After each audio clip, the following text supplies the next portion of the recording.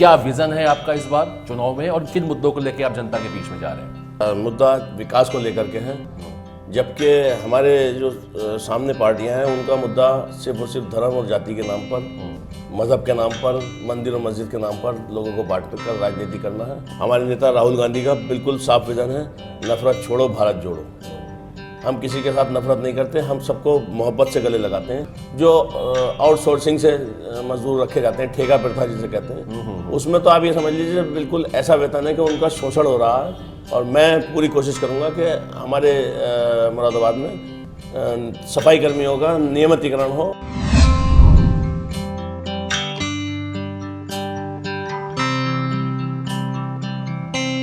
नमस्कार, स्वागत है आपका एक बार फिर से आपके अपने खास कार्यक्रम ग्राउंड जीरो में। आज हमारे कार्यक्रम के मेहमान हैं मुरादाबाद से कांग्रेस के मेयर प्रत्याशी हाजी रिजवान कुरैशी साहब। रिजवान साहब, बहुत बहुत स्वागत है आपका हमारे खास कार्यक्रम ग्राउंड जीरो में। और कार्यक्रम की शुरुआत सबसे पहले इसी सवाल से कि क्या विजन है आपका इस बार चुनाव में और किन मुद्दों को लेकर आप जनता के बीच में जा रहे हैं? देखिए, विजन हमारा बिल्कुल साफ है जी। हमारा मुद्दा विकास को लेकर के है, जबकि हमारे जो सामने पार्टियां हैं उनका मुद्दा सिर्फ और सिर्फ धर्म और जाति के नाम पर, मजहब के नाम पर, मंदिर और मस्जिद के नाम पर लोगों को बांट कर राजनीति करना है। मुरादाबाद में मेरा और प्रदेश और देश में कांग्रेस पार्टी का, हमारे नेता राहुल गांधी का बिल्कुल साफ विजन है, नफरत छोड़ो भारत जोड़ो। हम किसी के साथ नफरत नहीं करते, हम सबको मोहब्बत से गले लगाते हैं। हिंदू, मुस्लिम, सिख, ईसाई हमारे सब भाई हैं। जी, क्या वजह है कि पिछले कई चुनावों से देखा जा रहा है, खासतौर से महापौर मेयर के चुनाव में, कि भारतीय जनता पार्टी का ही प्रत्याशी जीत रहा है? जनता क्यों, क्या वजह है, जनता क्यों उनका समर्थन कर रही है और इस बार चुनाव में फिर से वो खड़े हैं? आपकी टक्कर उनसे मानते हैं आप अपनी? देखिए, हमारी टक्कर जो है वो उन सांप्रदायिक ताकतों से है जिन्होंने अभी तक लोगों को हिंदू, मुस्लिम और मजहब की दीवार जिनके बीच में खड़ी कर दी जी, और उनको बांटने का काम किया। हमारी उन ताकतों से लड़ाई है और वो ताकतें आप तय कर लीजिए कौन सी हैं। मैं ये जानना चाह रहा था कि क्या वजह है कि वो जीत रहे हैं, और दूसरा आप कैसे देख रहे हैं अपने टक्कर किससे? आपके दोनों सवालों का जवाब मेरा एक ही है कि आज तक उन्होंने 10 साल से जो काबिज हैं वो, आपने भी लफ्ज़ इस्तेमाल किया कब्जा, इसलिए कब्जा है क्योंकि उन्होंने अभी तक लोगों को बांट कर राजनीति की है।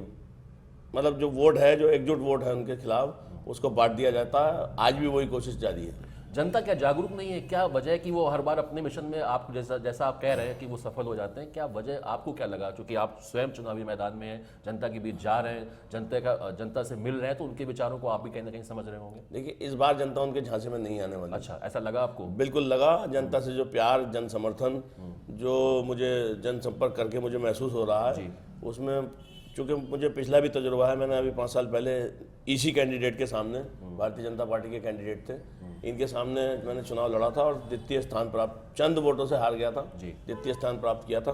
तो जो मोहब्बत, जो मुझे खुशी लोगों से मिलकर उस वक्त महसूस कर रहा था, जो लोग खुश हो रहे थे मुझे मिलकर के, आज भी वही जन समर्थन और अपार प्यार मुझे मिल रहा है बिल्कुल लोगों से। कांग्रेस पार्टी की अगर बात करें तो खासतौर से जब यूपी के चुनाव हो, या यूपी में तो खासतौर से जनता का आशीर्वाद कांग्रेस पार्टी को नहीं मिल पा रहा, हर बार कहीं ना कहीं बहुत पीछे चली जाती है। इस बार नगर निगम चुनाव में क्या लग रहा है आपको, खासतौर से यूपी और मुरादाबाद की अगर बात करें? देखिए, मैं फिर कहता हूँ, कांग्रेस पार्टी एक धर्मनिरपेक्ष पार्टी है। हमने चूँकि सभी वर्ग, सभी धर्मों को साथ लेकर के चलने का काम किया है, और चूँकि भारतीय जनता पार्टी सिर्फ एक वर्ग की बात करती है, हालांकि उस वर्ग को भी छलाया, उन्होंने कुछ नहीं दिया।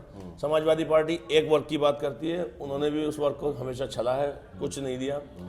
दूसरी पार्टियां भी दीगर, चाहे धर्म के नाम पर, जाति के नाम पर चुनाव लड़ती हैं या राजनीति करती हैं, मगर आप ये स्पष्ट समझ लीजिए, कांग्रेस पार्टी ही एक ऐसी पार्टी है जिसने हमेशा सभी धर्म, सभी वर्गों को साथ लेकर के चलने का काम किया।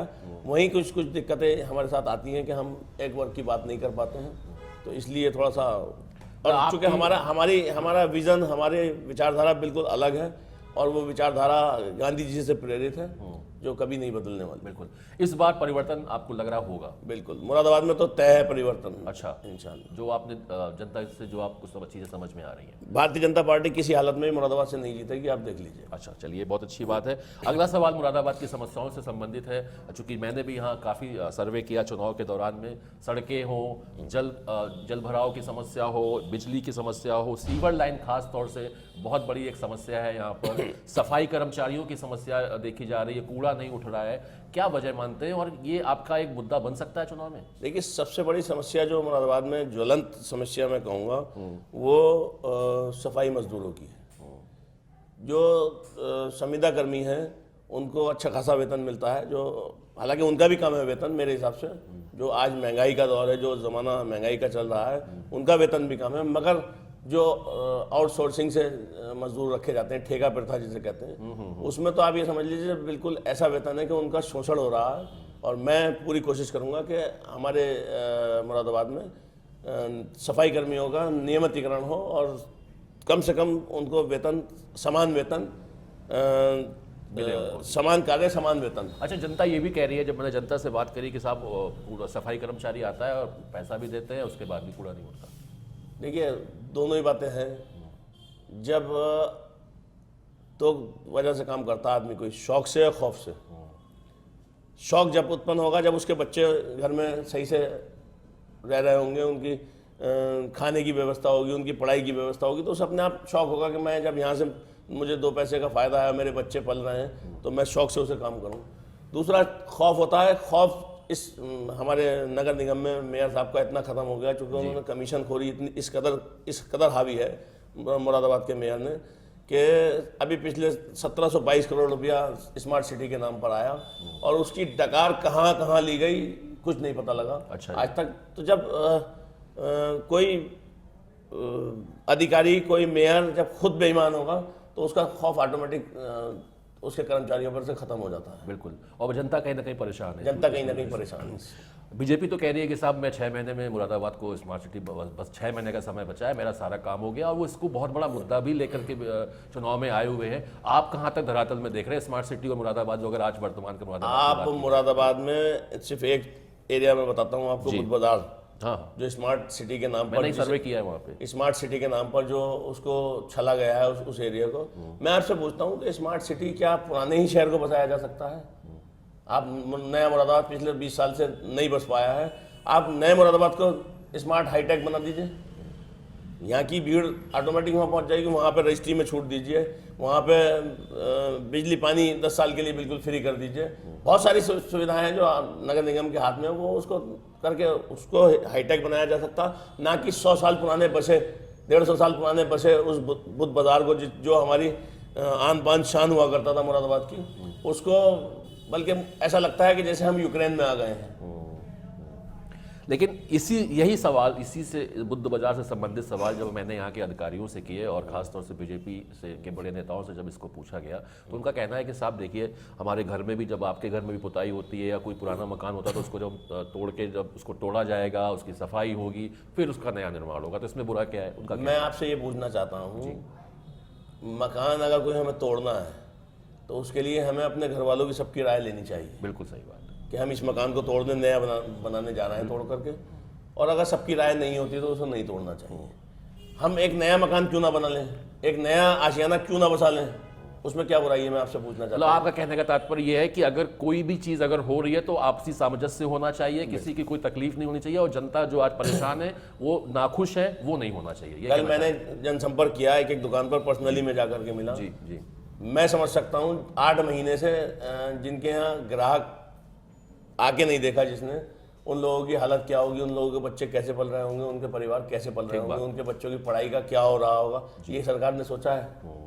बिल्कुल सही बात है। ये भी तो सोचना चाहिए, ये भी तो सरकार की जिम्मेदारी है। वहाँ लोगों के आंखों में मैंने आंसू देखे हैं, मैंने खबर लोगों को ये सुना है कि इस दिल में तकलीफ है। और भाई साहब, आप किसी को जान से मार दीजिए, वो एक बार मर जाएगा। कारोबार का मारा हुआ हर रोज सुबह उठता है और मरता है, हर रोज सुबह उठता है मरता है। बिल्कुल, एक आम आदमी की तो बिल्कुल एक आम आदमी की, वो आम ही आदमी है, ज्यादातर आम आदमी, ज्यादातर आम आदमी है, पुराने व्यापारी हैं, खोखे वाले। मैं ये पूछना चाहता हूँ कि वो बुद्ध बाजार ना उजाड़ करके एक नया बुद्ध बाजार क्यों नहीं बनाया जा सकता? नया स्टेशन रोड क्यों नहीं बनाया जा सकता? बिल्कुल। आप हाईटेक सिटी बनाइए। मैं हैदराबाद में गया, हैदराबाद में पुराने हैदराबाद को आज तक गवर्नमेंट ने नहीं छुआ, और नया हाईटेक सिटी मुझे ऐसा लग रहा था कि शायद मैं पेरिस में आ गया हूँ। आपसे जनता क्या उम्मीद करे? अगर जनता ने मुझे 5 साल पहले थोड़े से वोटों से हार गया था, और अगर मुझे ना हराया होता या ना मैं हारा होता, तो आज बुध बाजार की हालत ये नहीं होती, सफाई कर्मचारियों का हालात ये नहीं होते। क्यों? क्योंकि जो पुराने मौजूदा मेयर थे उन्होंने सिर्फ और सिर्फ अपना घर भरने का काम किया है, अपने रिश्तेदारों को उनको मौका मजबूत करने का काम किया है। बिल्कुल। इसके अलावा उन्होंने मुरादाबाद को छला है, बिल्कुल। ठगा है। और मैं सबसे पहले आपको बता दूं कि मेरा पहला वादा है, जो मुरादाबाद की जनता, पूरे उत्तर प्रदेश में एक सैटेलाइट सर्वे हुआ था, उस सैटेलाइट के सर्वे पर के आधार पर मुरादाबाद का सिर्फ मुरादाबाद का, पता नहीं कौन सा ऐसा मुरादाबाद में इन्होंने क्या देखा था कि सिर्फ मुरादाबाद में 5 या 6 गुना हाउस टैक्स बढ़ा दिया गया था। हमारा सबसे पहला नारा है, और मैं अगर मेयर बनता हूँ मुरादाबाद का, तो 10 दिन के अंदर, आपको दावे से कहता हूँ कि 10 दिन के अंदर हम अपना ये वादा पूरा करेंगे कि house tax half, water tax माफ। बिल्कुल। आखिरी सवाल है, चूंकि समय का अभाव है, आपको भी निकलना है, अब 2 दिन का समय बचा है मात्र चुनाव प्रचार का।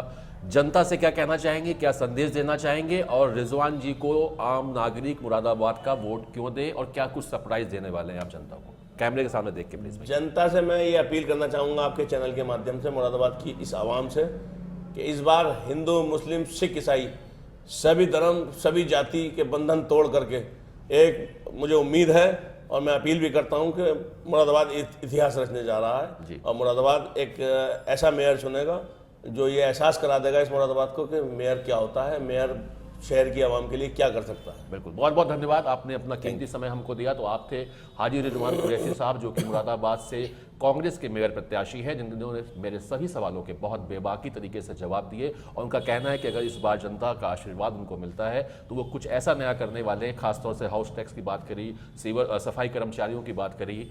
देखना ये होगा कि ये कितना जनता सहयोग कर पाती है, या फिर कोई और जीत के निकल जाता है। ये तो फिलहाल आने वाला वक्त बताएगा। अगले एपिसोड में फिर मुलाकात होगी, तब तक के लिए नमस्कार।